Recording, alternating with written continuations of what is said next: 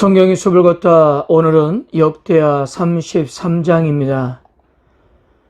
역대기에서 최고의 찬사를 받았던 히스기야 왕이 죽고 그의 아들 므낫세가 왕이 되었는데요. 이 므낫세는 역대기에서 가장 드라마틱하게 재조명된 인물입니다.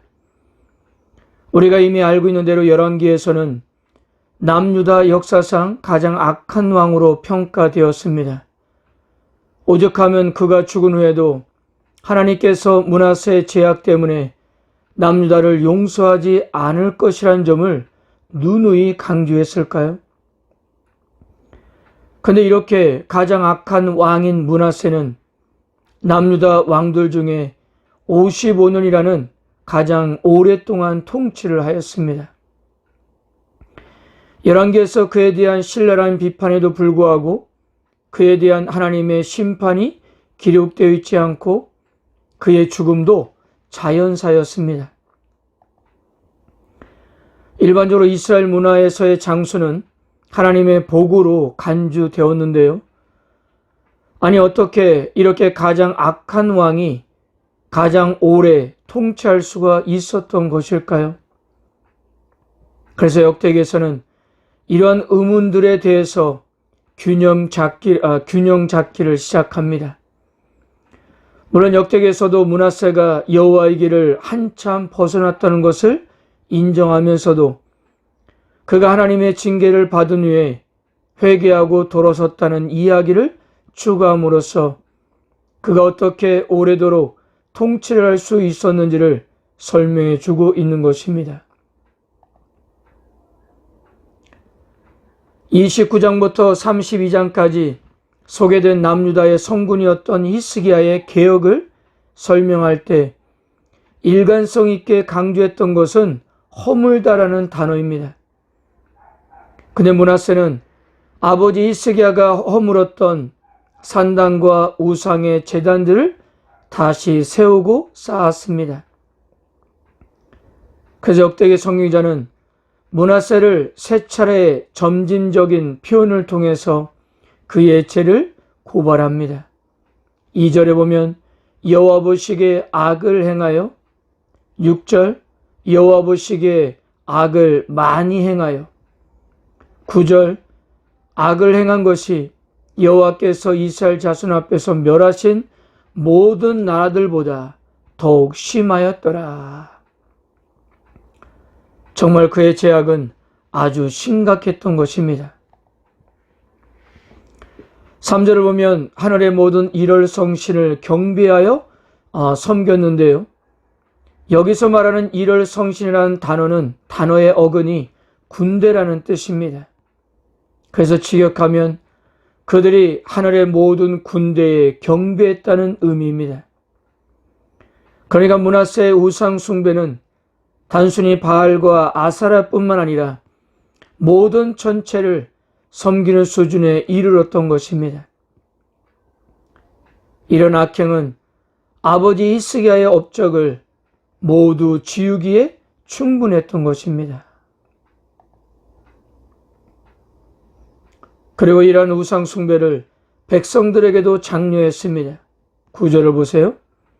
유다와 예루살렘 주민이 므낫세의 깸을 받고 악을 행한 것이 여호와께서 이스라엘 자손 앞에서 멸하신 모든 나라보다 더욱 심하였더라. 왕으로서 해야 할 일은 백성으로 하여금 하나님을 섬기며 바른 길을 가도록 그렇게 지도하고 힘써야 했는데요. 그런데 오히려 므낫세는 백성들로 하여금 하나님을 떠나도록 적극적으로 끊임없이 우상으로 그들을 유혹했던 것입니다. 그래서 남유다 백성들도 므낫세의 유혹에 갈 길을 잃고 비틀거리다 결국 하나님을 떠나 죄의 길로 가게 되었는데요. 이것은 이방 민족보다 더한 모습이었던 것입니다. 하나님께서는 경고하셨지만 므낫세와 백성들은 듣지 않았습니다. 이들은 말로 해서는 안 되는 사람이었던 거예요. 하나님께서는 므낫세와 백성들이 지은 죄를 아수르의 군대의 공격으로 심판하셨습니다. 11절 보세요. 여호와께서 아수르 왕의 군대 지휘관들이 와서 치게 하시매 그들이 므낫세를 사로잡고 쇠사슬로 결박하여 바벨론으로 끌고 간지라. 아수르 군대는 므낫세를 가장 아프고 명예롭지 못한 방법으로 사로잡아 갔습니다. 그리고 므낫세가 아수르의 군대에 잡혀갔는데 그가 끌려간 곳은 바로 바벨론이었습니다. 역사적으로 당시 많은 반란들이 있었는데요. 정확한 것은 알 수 없지만 학자들은 아마도 바벨론에서 일어난 영모에 연루되었기 때문인 것으로 이렇게 보고 있습니다. 그런데 다행스럽게도 비참하게 끌려가는 굴욕적인 경험은 그로 하여금 회개하도록 했습니다. 왕이 공경에 처했을 때 겸손하게 하나님 여호와의 도움을 구하자 하나님은 은혜를 그에게 부어주었어요. 이러한 경험을 통해서 므낫세는 그가 지금까지 섬긴 신들이 헛된 것이었다는 것과 여호와만이 참 신이라는 것을 분명히 깨닫게 된 것입니다. 이 므낫세에게는 우리 성경에는 기록되어 있지 않지만 70인 성경에는 시편 151편으로 기록되어 있습니다. 외경에 속한 이 시는 그리스 정교에서는 정경으로 받아들이고 있습니다. 이러한 것으로 볼 때 므낫세는 단순히 회개한 한 개인이 아니라 유다 민족을 대표하는 회개의 전형으로 남유다 신앙 공동체에 깊이 자리하고 있었던 것입니다. 아무리 절망적인 상황이라도 진정한 회개의 기도는 결코 늦지 않았던 것을 보여주고 있어요.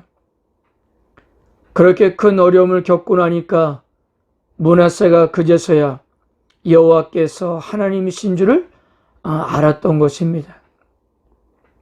그리고 다시 하나님 앞에 겸비하면서 자신이 저질러 놓았던 것을 정리하게 되었습니다. 므낫세의 아들인 아몬이 아버지를 이어 왕이 되었는데요. 그는 아버지 통치 초반의 모습을 본받아 여호와 보시기에 악을 행했고요. 아버지 므낫세처럼 회개하지는 않았습니다. 결국 신하들에 의해 암살되었어요.